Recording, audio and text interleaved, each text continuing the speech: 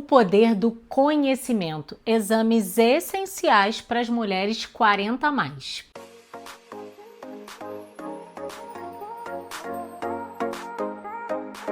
Eu sou a doutora Michele Mota, ginecologista funcional integrativa, e hoje o tema vai ser para você, mulher 40 a mais, desmistificar a situação de você chegar no médico, falar que tá cansado, cabelo caindo, tá com insônia, irritabilidade. O médico olha seus exames de sangue, aquele basicão, e fala: tá tudo normal, tá tudo bem. Você não está chegando perto da menopausa. Aí você pensa, será que isso é coisa da minha cabeça? Será que eu estou ficando louca? É sobre isso que a gente vai falar. Você não tá louca, não. E eu vou te explicar tintim por tintim os exames, tanto de imagem quanto de sangue, para você entender. E se você não estiver satisfeita, trocar de médico, porque aquele não está funcionando mais. É a realidade. Mas antes de eu falar os exames, já se inscreve no canal, dá aquele like e compartilha esse vídeo com a sua amiga 40 a mais, porque também vai ajudar ela, tá? Vai ser um vídeo disruptivo e esclarecedor. Porque mesmo eu sendo médica, há muito tempo atrás, com uma visão muito tradicional, eu também vi os exames de sangue como muitos profissionais ainda vê, olhando o valor de referência. Se você olhar o valor de referência e o médico olhar igual você, qual a diferença que fez, né? Ele que é o especialista e ele tinha que saber os detalhes e não sabe. Mas a minha visão mudou depois que eu comecei a entrar para esse mundo funcional integrativo. Eu não tinha esse olhar detalhista não, tá, gente? Eu não vou culpar os meus colegas, porque na faculdade a gente aprende a olhar o valor de referência, tá? Essa é uma realidade triste. Mas antes da gente falar dos exames de imagem, vamos deixar os exames de sangue para depois, porque é mais detalhe. Vamos começar com os exames de imagem importantes para as mulheres 40 a mais. O primeiro é a mamografia. Sim, pela Sociedade Brasileira de Mastologia, a primeira mamografia pode ser feita a partir dos 40 anos. E algumas pessoas até fazem entre 35 e 40, pelo menos uma. Mas a partir dos 40, a sociedade orienta a fazer a mamografia anual. Já no SUS, é a partir de 50 anos e não é todo ano. É de 2 em 2 anos. Então, existem essas diferenças. E como, quem pede o exame do SUS está obedecendo uma regra, a gente não consegue nem questionar, porque isso já foi estabelecido. Lá no meu consultório, além desse exame da mamografia, eu peço outros exames de imagem. Não quer dizer que todos os médicos vão pedir, mas eu gosto de fazer uma rotina completa anual das minhas pacientes e eu vou explicar o porquê. Não é para gastar exame, não. É porque existem doenças silenciosas que a gente pode descobrir. Um exame que não é rotina de todos os médicos, por exemplo, é a ultrassonografia de tireoide. Mas as doenças tireoidianas, inclusive o câncer de tireoide, ele acontece em pacientes mais jovens. Então, se a gente não pedir o exame, como que eu vou fazer um diagnóstico precoce?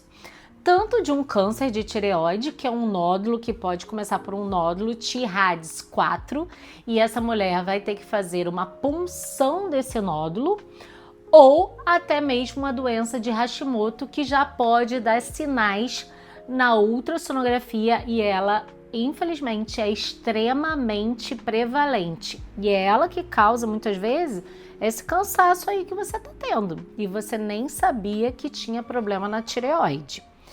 Outro exame para complementar a mamografia, que eu peço de rotina, é a ultrassonografia mamária. Esse exame complementa, porque na mama da mulher jovem de 40 anos, ainda tem muito parênquima mamário, ainda tem muita glândula. Aí a mamografia fica muito branca, dificultando a visualização de nódulos pequenos. Então a gente pega uma e complementa com a outra. Já a ressonância da mama é uma coisa mais difícil da gente pedir. A gente pede para as mulheres que têm prótese mamária, que começaram a ter dor, que pode ser uma contratura da prótese mesmo, alguma alteração na prótese, e aí a gente acaba fazendo a ressonância da mama. Uma outra ultrassonografia mais comum que a gente pede como ginecologista é a ultrassonografia transvaginal. Essa vai ver se tem mioma, se tem pólipo, se o endométrio está espessado e por isso aquela mulher está com hemorragia, se tem adenomiose. E eu, como falo muito sobre endometriose, claro que uma mulher que tem cólica, dor na relação, fadiga, que eu suspeite de endometriose e ela ainda não tenha feito o exame correto de endometriose, ela vai ter que fazer, tá? Mesmo após os 40 anos, porque às vezes o diagnóstico é tão tardio que nessa fase até agora a mulher não fez o diagnóstico de endometriose. E qual é o exame? A ressonância nuclear magnética da pelve com preparo intestinal ou a ultrassonografia transvaginal com preparo intestinal para mapeamento da endometriose. E a última ultrassonografia que eu peço de rotina é a ultrassonografia de abdômen total. É muito comum cálculo na vesícula, né? Provavelmente alguma de vocês já até tiraram a vesícula porque tinha cálculo. Outra coisa que eu tenho visto muito no consultório, infelizmente, é a esteatose hepática, que é a gordura no fígado. As mulheres acabam nessa fase da transição menopausal tendo uma resistência insulínica que facilita a esteatose. Além disso, comem de forma errada, muito carboidrato, tá? Porque o que causa esteatose não é a gordura não, tá? O que causa esteatose é a farinha, é o excesso de carboidrato, o excesso de glicose, o excesso de substâncias como, por exemplo, o pão que vai virar glicose, a batata vai virar glicose. Então, tudo que aumenta a insulina vai facilitar a essa mulher ter uma esteatose hepática, que tem reversão, desde que a mulher faça o tratamento correto, emagreça. A esteatose moderada, leve, pode voltar para um fígado totalmente normal, sem problema nenhum. Um exame que a gente começa a fazer mais perto da menopausa, mas eu fiz e eu tive uma surpresa desagradável, é a densitometria óssea, para ver se a gente tem osteopenia ou osteoporose. Eu fiz ano passado com 47 anos e, para minha surpresa, eu já tenho osteopenia. E eu tenho já na minha mente a causa da minha osteopenia. Eu usei por muitos anos pílula anticoncepcional e isso favorece sim o aparecimento da osteopenia numa idade mais jovem. Então, esse exame não precisa fazer todo ano. A densitometria a gente já faz de 2 em 2 anos. Se essa mulher já está ali perto de começar a terapia de reposição hormonal, se a gente já está pensando sobre isso, ela já está com fogacho, insônia, irritabilidade, um exame que eu peço para minhas pacientes também é o Doppler de carótida, para ver se não tem nenhuma placa de gordura na carótida, porque isso não contraindica a reposição não. Mas é um fator de alerta para a gente ficar com essa paciente com um rastreio cardiológico mais de perto. Mas ela poderá sim fazer a terapia de reposição hormonal de forma individualizada, bem detalhada, bem cautelosa. Então esses são os principais exames de imagem que faz parte da minha rotina, da minha prática clínica. Não quer dizer, preciso repetir que todos os médicos vão fazer isso, né? Cada médico tem a sua conduta e a gente precisa respeitar, a gente precisa ser ético em relação a isso. Agora vamos, rufem os tambores, para o famoso exame de sangue, gente, que vocês fazem exame de sangue estão cheias de queixa, estão desesperadas e o seu médico fala que tá tudo bem. Ai, é triste isso, né? Eu acabei de fazer meus exames de sangue, eu nem olhei ainda, mas a gente vai falar agora sobre isso. Vamos começar pro exame mais basicão, tá? Que é a glicose. A glicose, muitas vezes, ela não fala coisas reais sobre, por exemplo, sobre a resistência insulínica. Então, a gente não pede só glicose, a gente pede glicose, insulina e hemoglobina glicosilada. Se você olhar o valor de referência lá da insulina, é um valor de referência gigante. Mas o que eu quero conversar com você aqui, eu quero a sua melhor versão. A versão, né, com a visão funcional integrativa. Eu não quero você mais ou menos, eu quero você plena. Então, a insulina tem que estar abaixo de 10 no resultado do exame de sangue. Já a hemoglobina glicosilada, que significa o seu sangue nos últimos 3 meses, então não adianta querer enganar o doutor, fazer um jejum antes do exame de sangue, segurar mais a onda, que não vai enganar. A hemoglobina glicosilada ideal é abaixo de 5,6. Então, se seu exame não tiver insulina abaixo de 10, hemoglobina glicosilada abaixo de 5,6, você já entrou na resistência insulínica, que é muito comum nessa fase. Não quer dizer que você está errando na alimentação não, tá? Como os hormônios sexuais começam a cair, essa parte do metabolismo da insulina também começa a mudar. Então, mulheres que se alimentam super bem, às vezes dá ruim nessa parte da insulina e começa a ter que fazer algum tratamento para resistência insulínica. Um outro exame que é básico, que é o hemograma, que dificilmente altera, tá? Só se a mulher estiver tendo hemorragia que vai aparecer a anemia no exame de sangue. A anemia é ali abaixo de 11 na hemoglobina, ou o hematócrito abaixo de 35, mais ou menos, a gente já pensa numa anemia mais importante dessa mulher. Só que antes, muito antes, anos antes dessa mulher ter anemia, ela teve alteração no exame de sangue que ninguém viu porque olhou o tal do valor de referência. E eu estou falando da ferritina. A ferritina é o estoque de ferro no seu fígado e ela diz muito sobre como que está o metabolismo do ferro dentro do seu corpo. Se você olhar o valor de referência da ferritina, você vai ficar chocada, porque a ferritina vai de 15 a 150. Como uma pessoa que tem 15 pode estar bem, como uma pessoa que tem 150. Gente, não faz sentido, não faz nenhum sentido isso. E aí essa mulher com a ferritina abaixo de 30, ela tá com o cabelo caindo, ela tá se arrastando, ela vai pra academia na força do ódio, porque o corpo dela entrou no modo sobrevivente. Isso é mais nós, mulheres, como somos muito resilientes. Às vezes eu pego paciente com ferritina de 8 e que ela tá malhando. Eu falei, meu Deus, como você tá andando, você ainda consegue malhar. Ela falou, não, tem que ir, eu vou. É isso, a mulher resiliente, ela acaba indo, né?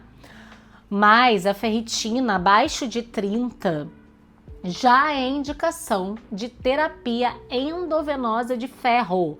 Porque se você tomar o ferro oral, você vai tomar 1 ano de ferro oral para dar conta dessa ferritina tão baixa. E se ela tá baixa, normalmente tem uma torneira aberta. Qual é a torneira que fica aberta? A tal da menstruação. Então, se a gente entende, às vezes a mulher sempre sangrou 7 dias desde a adolescência. Aí ela acha que é normal.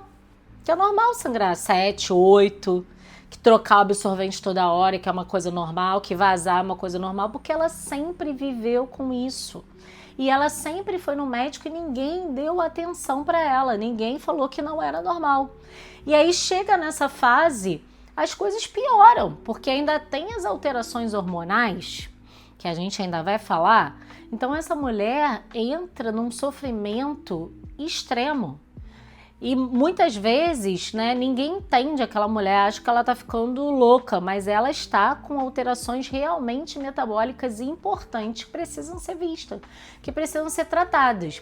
A ferritina entre 30 e 70, a gente pode sim tentar o ferro oral, apesar que o ferro oral normalmente dá uma constipação, tá? Então nem sempre dá muito certo, porque a pessoa fica presa. Mas pode tentar também o ferro oral. E qual é o valor ideal, Michele, da ferritina? Acima de 70. Mas a ferritina não pode ser muito alta também.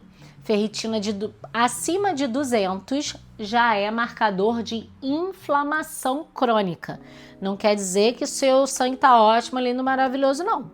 Então, acima de 200 também não é bom. Tem alguma coisa acontecendo no seu corpo, algum tipo de inflamação. E dentre esses exames, né, de sangue, para a gente saber interpretar, a gente não vê só a ferritina, a gente vê a saturação de transferrina, o ferro sérico, e aí a gente entra no raciocínio para a suplementação do ferro venoso ou do ferro oral.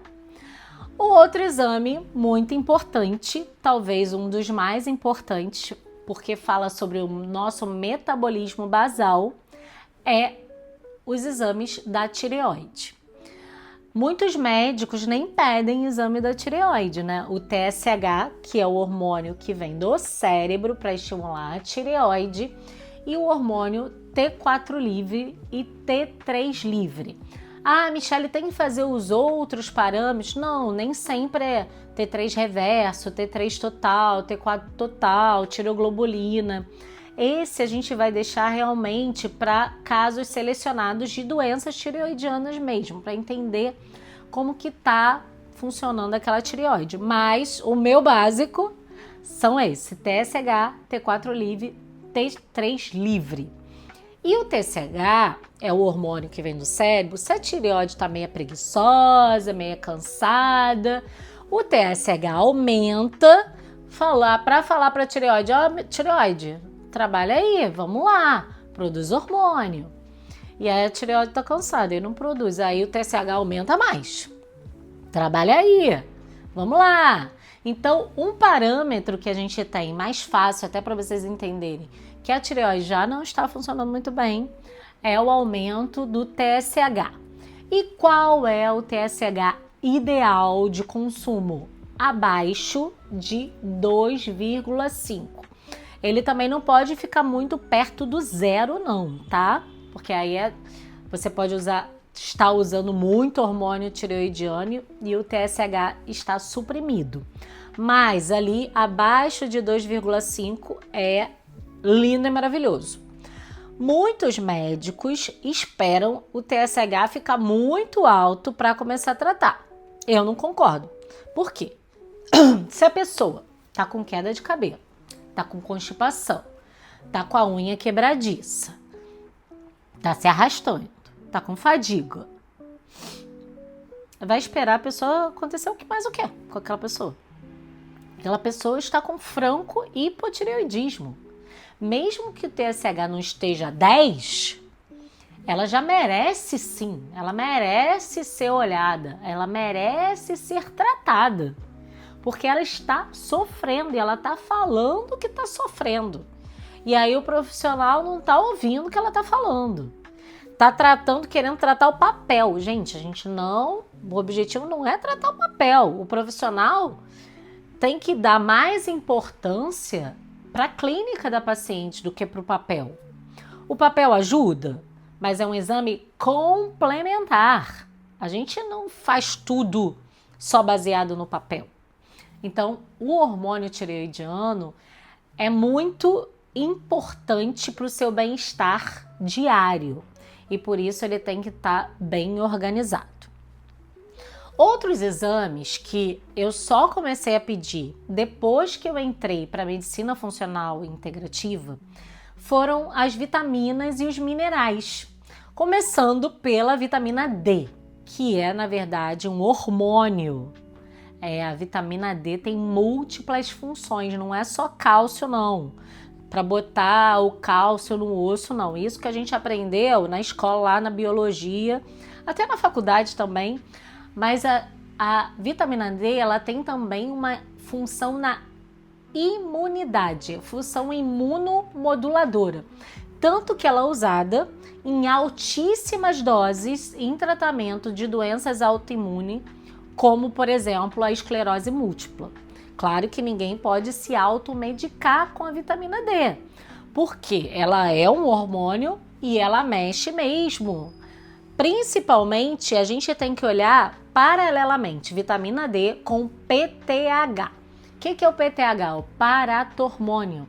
É o hormônio que é liberado numa glândula pequenininha que a gente tem atrás da tireoide, que é a paratireoide. E o paratormônio tem a ver com o metabolismo do cálcio. Então você não pode se automedicar com vitamina D, até porque eu tenho pego muitas pacientes, inclusive eu, com PTH mais baixo. E a gente não pode suprimir o PTH, porque quando a gente sobe a vitamina D, o PTH desce, que é uma beleza.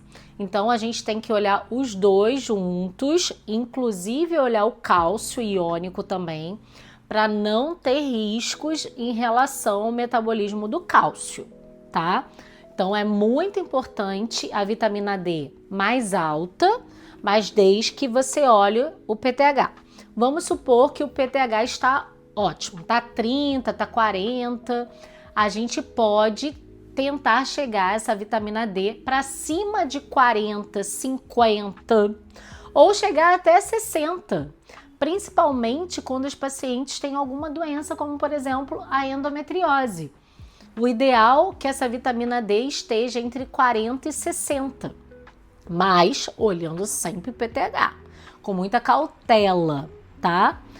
Então, sobre a vitamina D, eu quero que fique bem claro isso, gente. Não se automedique com vitamina D. Procure um médico para olhar esses detalhes. Uma outra situação que eu não pedia, e eu sei que faz muita diferença, que eu também vi no meu exame de sangue, são os minerais.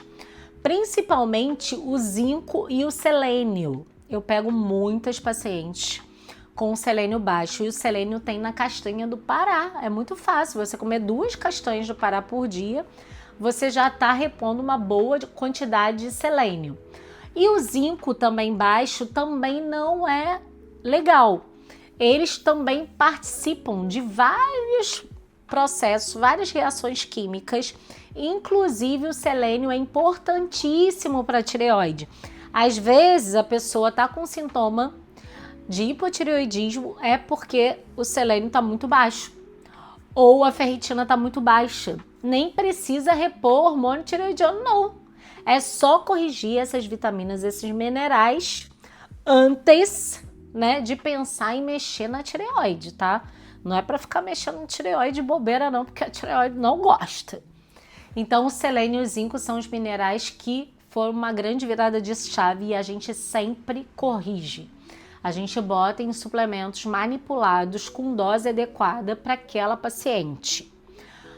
Outra vitamina importante que é difícil pegar essa vitamina na dose ideal, hein? No valor ideal, que é a vitamina B12. A vitamina B12 é importante para sua memória. Se você tiver com a B12 baixa, sua memória fica ruim, você fica cansada. E se você olhar do valor de referência, gente, é assustador. O valor de referência começa lá embaixo, 200. 200 tá normal. Não, gente. Tem vitaminas que a gente quer no nível excelente, no percentil superior que a gente chama.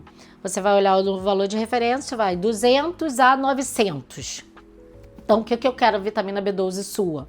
Eu quero perto de 900. E a vitamina B12 é meio traiçoeira, tá? Não se automedica com vitamina B12 também, não.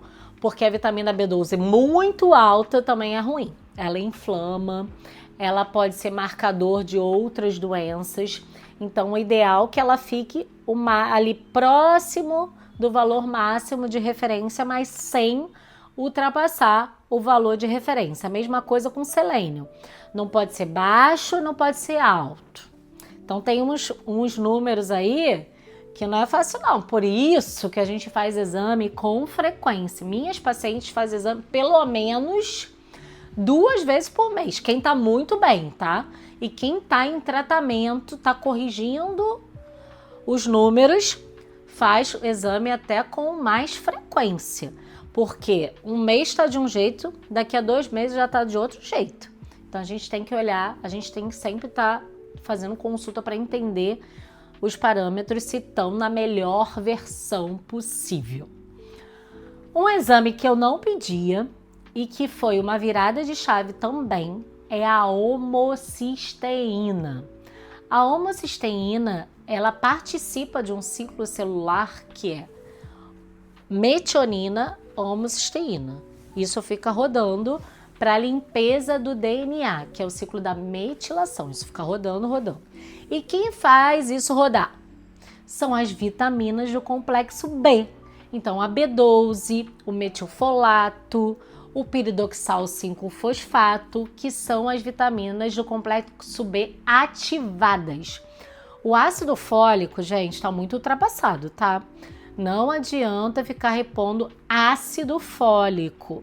Por quê? Porque 50% das mulheres, mais ou menos aqui do Brasil, tem um polimorfismo genético, inclusive eu tenho, do MTHFR, que é a enzima que converte ácido fólico, que é o que a gente come, em metilfolato, que é o princípio ativo. Essa enzima é retardada, ela é doida. E aí não chega no metilfolato e, consequentemente, aumenta a homocisteína, que é um marcador de inflamação e marcador de risco cardiovascular. Então, a gente repõe no suplemento manipulado sempre o metilfolato e não ácido fólico. Ácido fólico é coisa do passado, tá? Então, esses exames, né, essas vitaminas, minerais são importantes na visão funcional integrativa. Agora, Michele, vamos falar sobre os hormônios sexuais, né? Afinal, a gente está falando das mulheres 40 a mais. Existe data certa para fazer o hormônio? Existe. Existe 2 formas, 2 datas mais ou menos, 2 períodos ideais para coleta. Se eu desconfio que aquela mulher está começando a ter uma queda de progesterona, que é o hormônio que a gente fabrica logo depois da ovulação, progestação. Então, um hormônio muito relacionado à gravidez. Como a gente virou 40 a mais, supostamente não era mais para a gente engravidar e a gente vai começando a produzir menos progesterona pelo ovário, pelo corpo lúteo. E aí, isso faz uma falta danada, que a gente começa a ter insônia, irritabilidade, começa a entrar em predominância estrogênica por essa baixa da progesterona, porque o estrogênio continua lá, no alto, lá na boa. E como a gente produz menos progesterona, então proporcionalmente a gente acaba entrando em predominância estrogênica.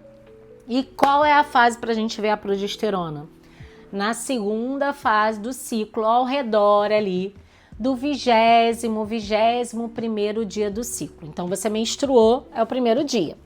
Conta 20, vai no laboratório coletar o sangue para a gente entender como que está a progesterona.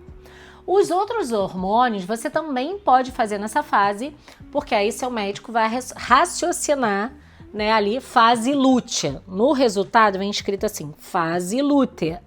Sua progesterona tem que estar ali, naquele intervalo. Seu estradiol, seu FSH, seu LH, são os hormônios que a gente vai avaliar na fase lútea. Se por acaso seu médico pediu para você fazer o exame de sangue Na primeira fase do ciclo, mais ou menos no 5º dia ou no 7º dia depois da menstruação, assim que começou a menstruação, conta 7. Aí a progesterona não faz tanta importância, porque nessa fase a gente não tem progesterona mesmo. Mas vale a pena para olhar os outros hormônios, o estradiol, a testosterona, o sulfato de ideia, o LH, o FSH, tudo isso a gente pode olhar na primeira fase do ciclo também.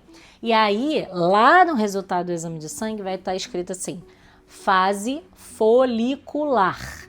Seu estradiol tem que estar naquele intervalo aí de confiança para a gente saber que está tudo bem ainda na produção dos seus hormônios. Mas isso não quer dizer nada se você tiver já sintomas de menopausa, tá? Porque, como eu falei nesse vídeo, a gente não trata o papel.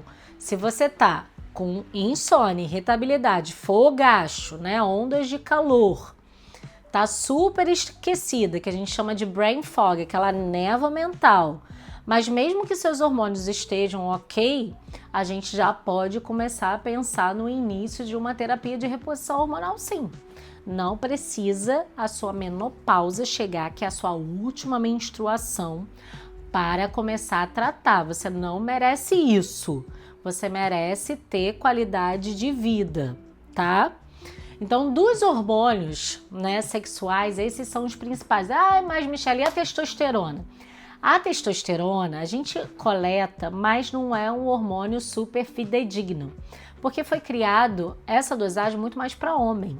Então, assim, dá pra gente ter uma noção, um raciocínio, mas a gente não vai traçar uma conduta por causa do resultado da testosterona. Por exemplo, a testosterona tá 5, mas ela tá com libido, ela tá animada, ela tá, né, a relação dela tá ótima.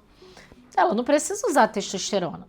Agora, por exemplo, a testosterona tá 20 e a mulher tá com libido no pé, tá se arrastando, sem libido até de viver. Essa mulher, de repente, merece a testosterona transdérmica, porque a testosterona, a indicação da testosterona é desejo sexual hipoativo. Então, não importa o resultado do exame de sangue, não. O que importa é a queixa da mulher e ela ter a vontade de usar o hormônio, né? Porque o hormônio também tem efeitos colaterais. Então, é o combinado entre a paciente e o médico. E existem exames também que eu peço com uma certa frequência, que são os exames do fígado. Ainda mais depois da pandemia, foi um tal de alteração de enzimas hepáticas. Então, TGO, TGP, fosfatase alcalina, gama-GT. Esses daí tem que ficar no percentil inferior. O valor de referência é enorme também, né? Mas para provar, né, que você não está tão inflamada e seu fígado não está sofrendo, o melhor é no percentil mais baixo possível. Mas se tiver dentro da faixa, não tem desespero. Agora, se estiver acima do valor de referência, já traz uma preocupação e precisa ser olhado com mais cautela, né? Muitas vezes a gente usa até suplementos para o fígado para ajudar nessa cicatrização, nessa recuperação do fígado. Porque tanto o Covid, quanto a testosterona, quanto a gestrinona podem acarretar alterações das enzimas hepáticas.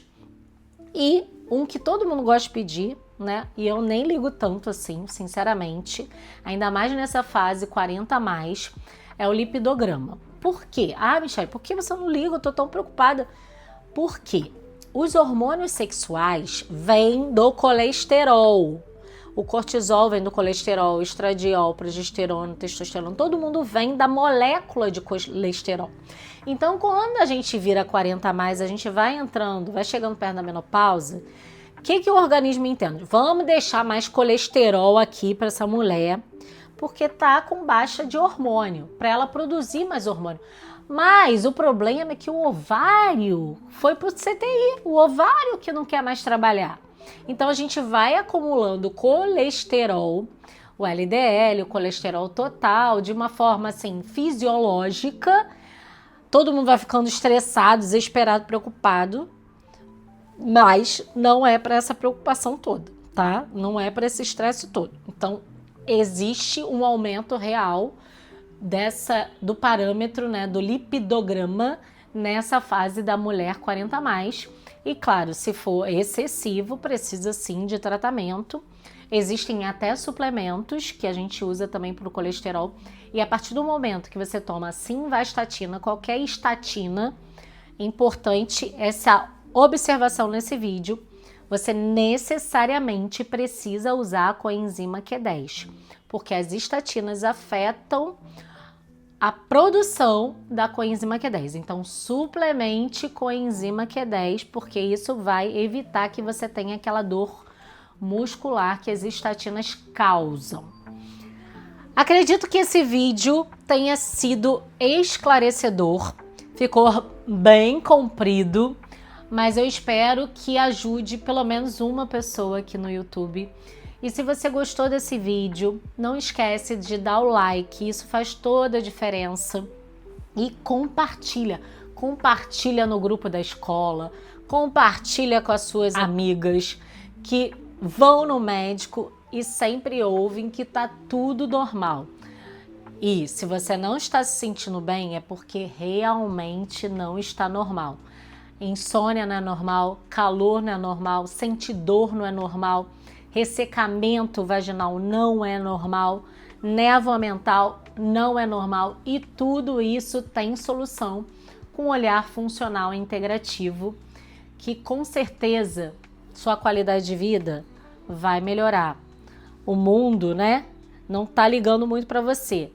A sua vida tá só começando, porque a expectativa de vida agora é mais de 80 anos. Então, se você é 40 mais, ainda tem metade da sua vida para você curtir com muita disposição, muito libido, e eu tô aqui para te ajudar. Até o próximo vídeo.